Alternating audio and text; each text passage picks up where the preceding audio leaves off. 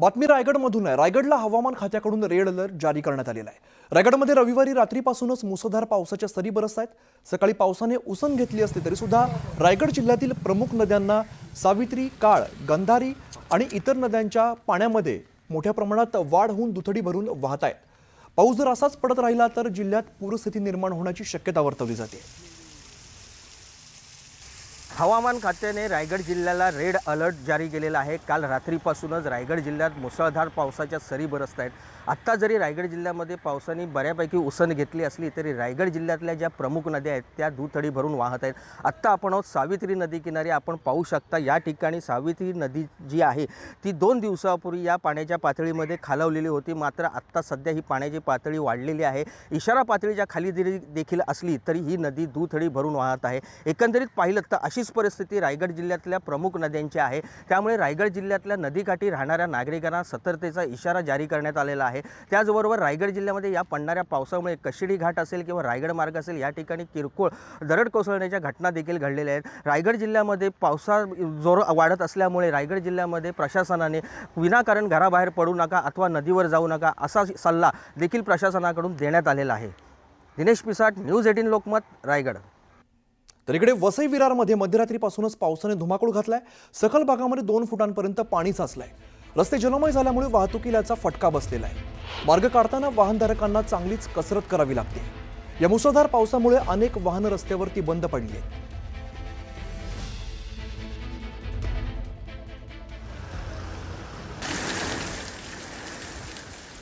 तर मुंबई नाशिक महामार्गावरती भिवंडी तालुक्यातील रांजणोली बायपास या नाक्यावरती सुरू असलेल्या संततधार पावसामुळे परिसरात मोठ्या प्रमाणात पाणी साचलंय।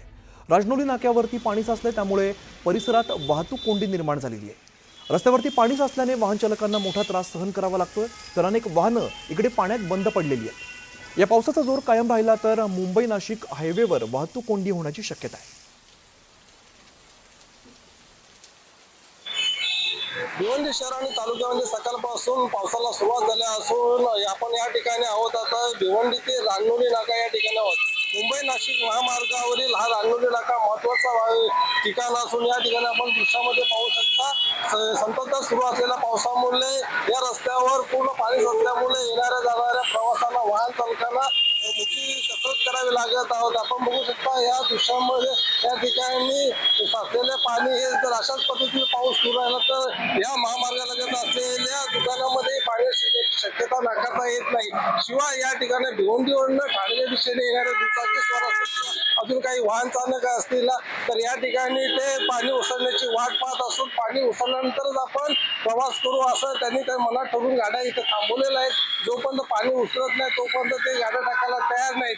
कोणत्याही पद्धतीची वाहनाच्या बाबतीत रिस्क घ्यायला ते तयार नाही आहेत। जर अशा पद्धतीने जर पाण्याची सततता सुरू राहिली तर मुंबई नाशिक महामार्गावरील असलेली मुख्य वाहतूक ही कायमस्वरूपी बहुतांशी वाहतुकी कोंडीच्या समस्येला सामोरं जाण्याची शक्यता आहे।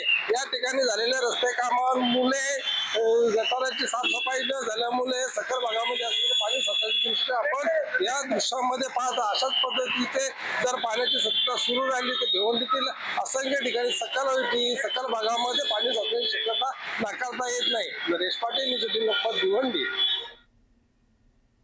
आणि एक महत्त्वाची बातमी समोर येते। मुंबईमध्ये घाटकोपर वर्सोवा मार्गावर मेट्रोमध्ये बिघाड झालेला आहे आणि ओव्हरहेड वायरमध्ये तांत्रिक बिघाड होऊन घाटकोपरहून वर्सोवाकडे जाणाऱ्या मेट्रो या रखडलेल्या आहेत। घाटकोपर ते वर्सोवा मार्गावरती तांत्रिक बिघाड झालाय आणि ओव्हरहेड वायरमध्ये बिघाड झाल्याची माहिती समोर येते। तर मुंबईमध्ये घाटकोपर वर्सोवा मार्गावरती मेट्रोमध्ये बिघाड झाल्याची माहिती समोर येते। सध्या ओव्हरहेड वायरमध्ये तांत्रिक बिघाड झालाय आणि त्यामुळे घाटकोपरहून वर्सोवाकडे जाणाऱ्या मेट्रो ज्या आहेत त्या रखडलेल्या आहेत।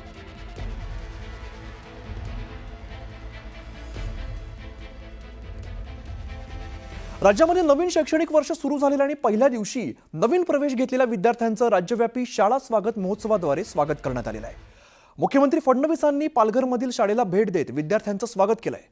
उपमुख्यमंत्री एकनाथ शिंदे हे कोडोली जिल्हा परिषद शाळेला त्यांनी भेट दिली आणि यावेळेला पहिल्याच दिवशी शाळेमध्ये आलेल्या मुलांना फूल आणि कॅडबरी देऊन त्यांचं स्वागत केलेलं आहे। यावेळेला त्यांनी विद्यार्थ्यांसोबत संवाद साधलाय। तर उपमुख्यमंत्री अजित पवार यांनीही दौंड तालुक्यातील आलेगाव इथल्या शाळेतील मुलांचं स्वागत केलेलं आहे। यावेळेला उपमुख्यमंत्री अजित पवारांनी मुलांची गप्पा मारल्या।